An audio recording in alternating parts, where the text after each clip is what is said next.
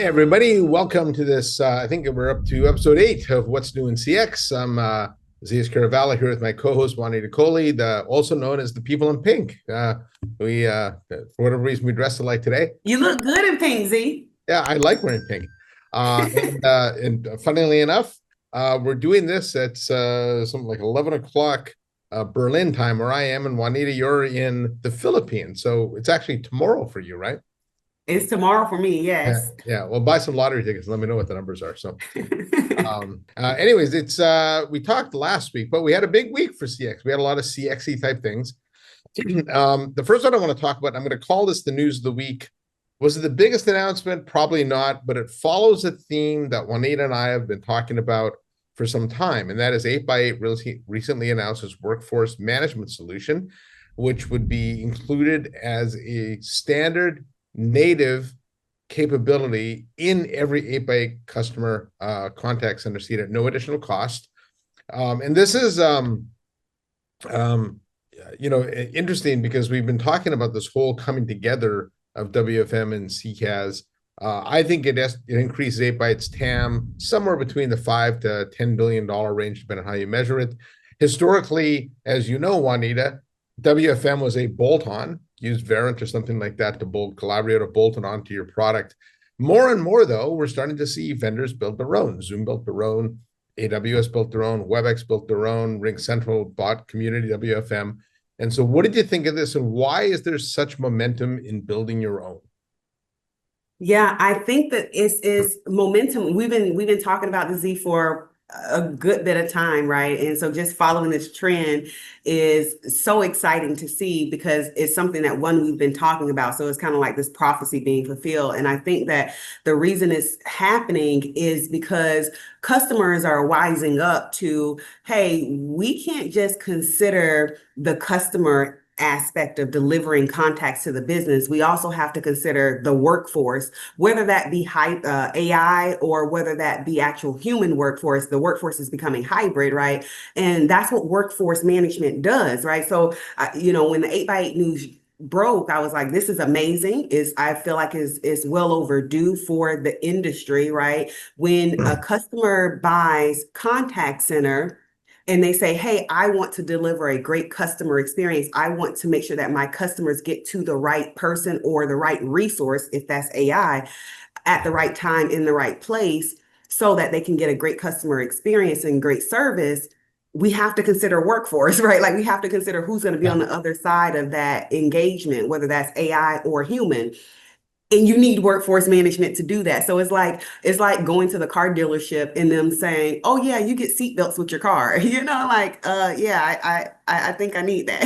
Like that's not a congratulations. It's a safety precaution, or saying, "Oh yeah, you get an engine today with your car." It's like, okay, yeah, I kind of need that. And so I think as the industry pushes AI more and more into the forefront and workforces become more hybrid, it's only responsible that CX leaders begin to think, okay, if I'm delivering this interaction to the business, whether it's voice, email, chat, social, what's going to be the resource, human or AI, on the other side of that equation to handle that? And that means I need seatbelts, right? That means I need workforce management.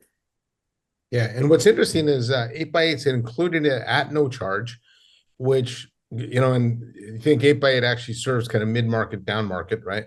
And so those customers may not have used the tool before just because they don't want to pay up, or even if they want to, sometimes you got to go with separate contracts.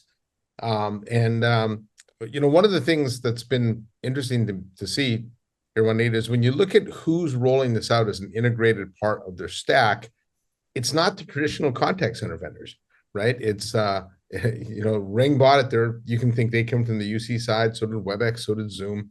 Amazon and NICE, of course, have been leading this for a while. But where is Five9? Where is Genesis? What are they doing in this space? I know both of them OEM, and you wonder, first of all, what this means for them long term, and TalkDesk as well. And then also, if you're a customer, right, and you've got an RFP and you're checking the WFM box, how do you actually know it's native and fully integrated or not? Like, what do you advise your customers? Yeah, so two things you hit on, right? Where is, TalkDesk and Five9 and Genesis in this, because we're seeing this being rolled out from who we wouldn't necessarily expect, like more UCaaS stronger partners versus the ones that are more CCaaS stronger vendors.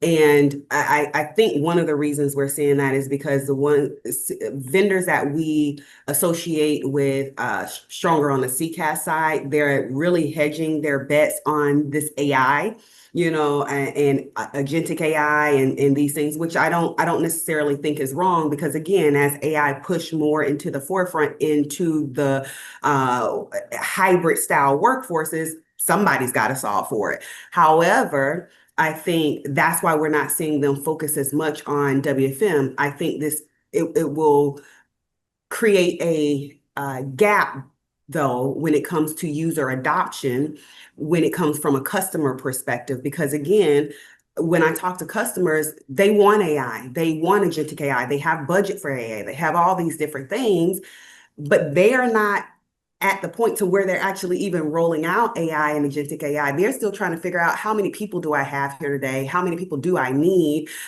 Where do I, do these different things? And so I think this creates a user adoption gap between the CCaaS vendors that are hedging their bets on AI and agentic AI and all the different things. It puts them further ahead than where the customer actually is. And so I think that's where we're seeing them at right now today. And then when we look at the second part of your question around, I actually forgot what the second part of the question was around Yeah, I just why. think from an industry perspective, I'll change it a little bit. Like if I'm a standalone WFM vendor, I'm a Verint or something. Mhm. Am I doomed? Like, do I have to now go acquire some CCaaS assets, or how long do you think the runway is for a standalone player? So CCAS has always been traditionally the first purchase. It's not like people typically go and say, "Oh, I need to figure out my workforce." Like typically, you have customers that get delivered to the business, and then you figure out workforce.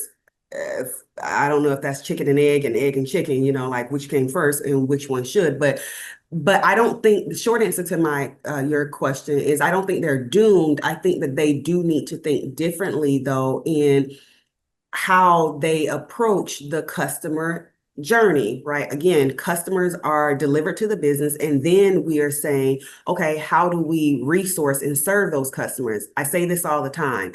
Every organization, regardless of size, business, vertical, whatever, right? Regardless of how much money they're making or not, they have three goals: get customers, right? So they have to get customers.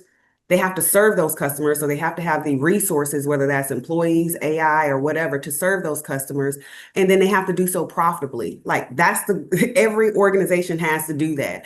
And so where workforce fits into that equation is in vendors that are workforce focused, is they have to be able to tell a story on how they help their customer get customers, how they help their customers serve those customers with employee resourcing or resource resourcing, and then how they help their customers become profitable. If they can tell that story, then even as a standalone option, as a standalone solution, they're still in the game, right? Because every company has to solve for those three things. Yeah. All right. Well, it's certainly changing, interesting times. I don't think it'll be long before hopefully we'll see another WFM native. So, but good for 8x8. I think they've got a good product, and it's good to see them add these adjacencies too. I like Sam too; he's a good guy. Second up, it was a big week for RingCentral. They announced earnings. They had an investor event that actually I spoke at. Did a panel out with a couple of partners, and but on the product side, they announced a whole bunch of different AI tools. So I've got a list here because I couldn't remember them all. They added to their agentic voice AI communications solutions. They or suite. So they rolled out something called Air, which is their AI receptionist, which I think is an interesting product for companies Yes. if nobody wants to hire receptionists. They have an AI virtual assistant. So this is an interactive voice assistant that can do things like provide call summaries, message translation, things like that. They have something called ACE, which is they really like their acronyms by that. Their AI conversational expert. So this is something that you can talk to that'll help you unlock, business insights. They also announced Ring WEM, which came from the community acquisition. So that's their quality management, workforce management, interaction analytics, and screen recording. And then their customer engagement bundle, which is, I can think of it as call center light for Ring EX customers. So you would think of, in fact, one of the use cases I talked to one of the partners is like if you have like a school system and they just want to bring in a contact center to help with outbound notification, the buses are running on time or it's a snow day or something. Typically, if somebody in the office, you can just automate that right now, right? And so you're not going to buy, Genesis for that, right? But you would use something like that. And so I think for Ring, they're doubling down on AI. I think this opens up a lot of new market opportunity for them. And I was pleasantly surprised. I think I've got almost kind of a renewed interest in what they're doing on the CX side, but they certainly loaded up on AI features. And so anything there catch your eye.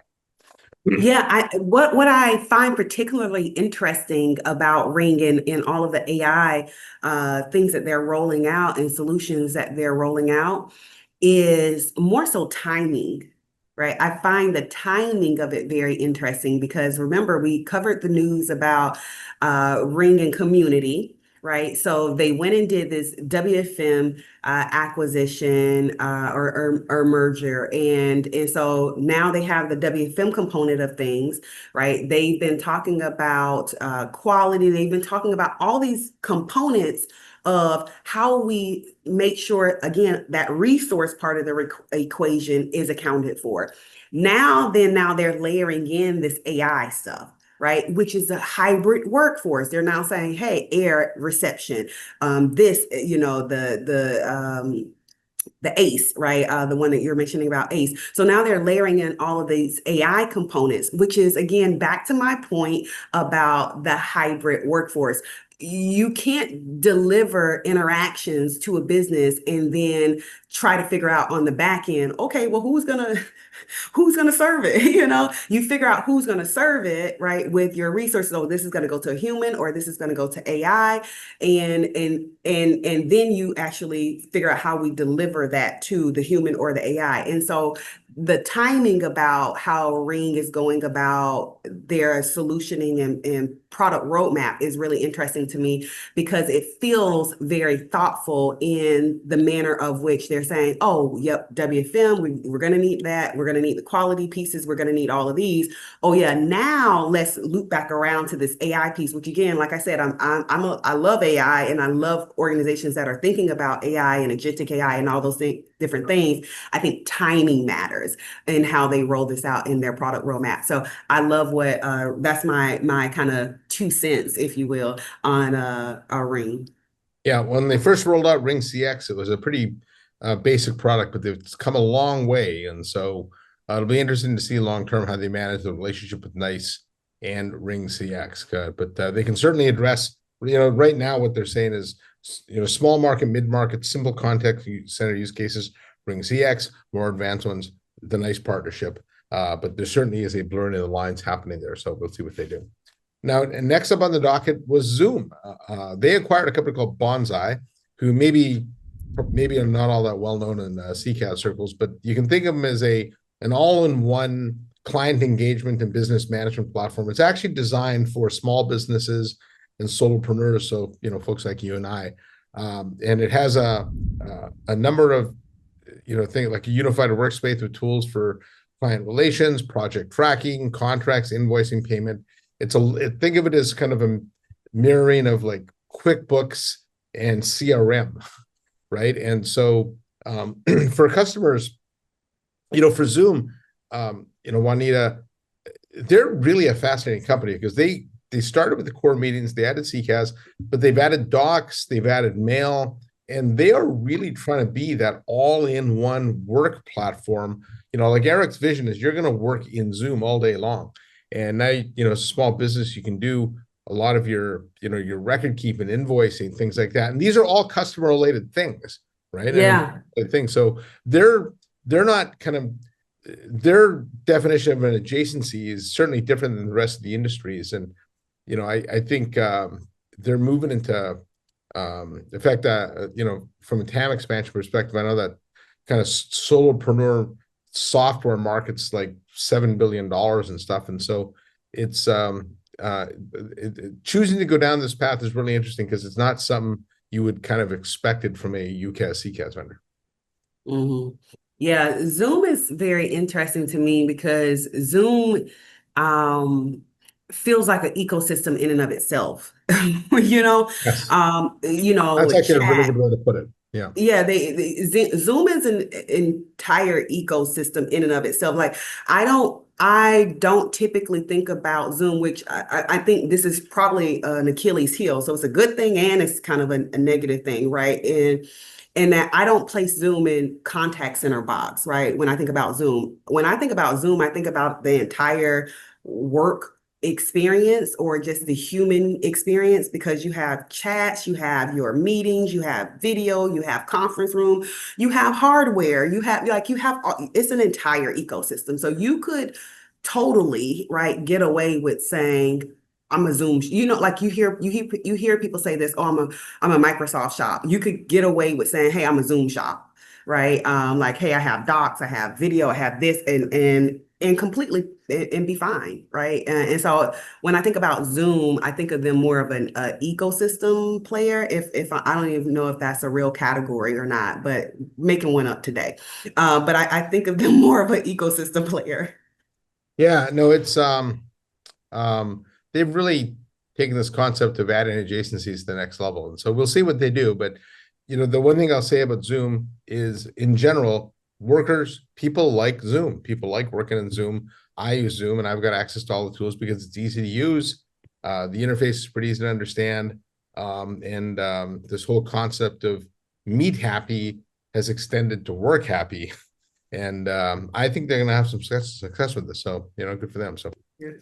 Yeah. all right. Anything else you want to add? I think that covered a pretty good chunk of news from the week. No, that was, I think it was a pretty exciting week. Was excited when I saw 8x8. I'm WFM lover at heart.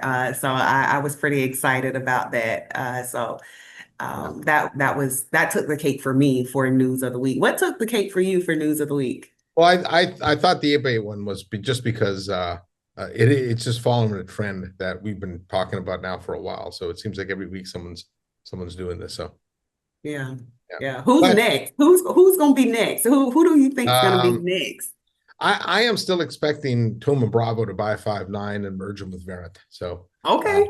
I think that makes a lot of sense. So I think it makes sense. I think it makes yeah, sense. We'll see. We'll see. We've been yeah, following this trend for a while, so I'm excited yeah, to see what happens. yeah. So all right, Juanita, and I guess I'm going to see you in person in a couple of weeks down in Savannah. Yes, at Talk Desk. Yeah. I'm looking forward to that. Yeah. So, all right. I'll let you get back to your day since it's Saturday there in the Philippines, and the clock is going to strike midnight here for me in a couple minutes. So, on behalf of Juanita Coley, I'm Zeus Kerravala from ZK Research, saying thanks for watching, and we'll see you next time when we have more to talk about in what's new in CX.